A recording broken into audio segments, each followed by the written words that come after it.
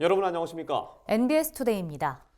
비상계엄 탄핵 정국으로 내수가 급격히 위축되고 있는 가운데 경기 활성화를 위한 대안으로 추경론이 급부상하고 있습니다. 감행 예산으론 민생경제 회복에 한계가 있을 수밖에 없다는 이유에서인데요. 내년 예산에 무기질 비료가격 지원 사업 등 농가 생산비 지원을 위한 예산이 충분히 반영되지 않은 만큼 농업계도 추경 편성 여부에 촉각을 곤두세우고 있습니다. 이호철 기자가 전해드립니다. 윤석열 대통령에 대한 탄핵 정국이 이어지고 있는 가운데 경기 대응 차원에서 내년 1분기 추가 경정 예산안 편성이 이뤄져야 한다는 목소리가 높아지고 있습니다. 추경 편성에 적극적인 태도를 보이는 건 야당입니다. 이재명 더불어민주당 대표는 23일 열린 당 최고위원회의에서 얼어붙은 경기를 살리고 민생을 회복할 수 있는 수단은 전부 써야 한다며 추경을 해야 한다는 점을 직시하길 바란다고 정부에 촉구했습니다. 정부는 적극적인 재정 역할이 절실한 이 비상 상황에서 추경이라도 반드시 해야 된다. 이 점을 직시하기 바랍니다.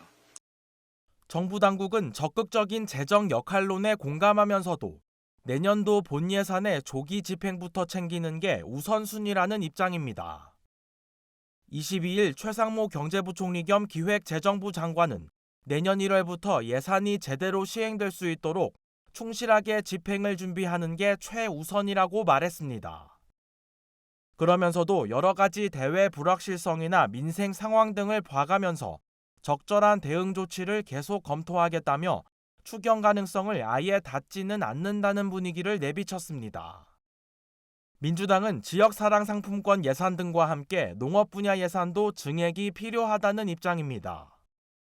국회 농림축산식품해양수산위원회 소속 민주당 의원들은 최근 입장문을 통해 향후 추경 등을 통해 농어민이 요구하는 다양한 민생 예산을 반영하겠다고 밝힌 바 있습니다. 농업계가 가장 시급하게 요구하는 지원 분야는 무기질 비료 가격 보조 예산입니다. 국회 농해수위는 내년도 정부 예산안을 심의하면서 비료비 지원을 위한 예산 255억 원을 증액했지만 최종적으로는 반영되지 않았습니다.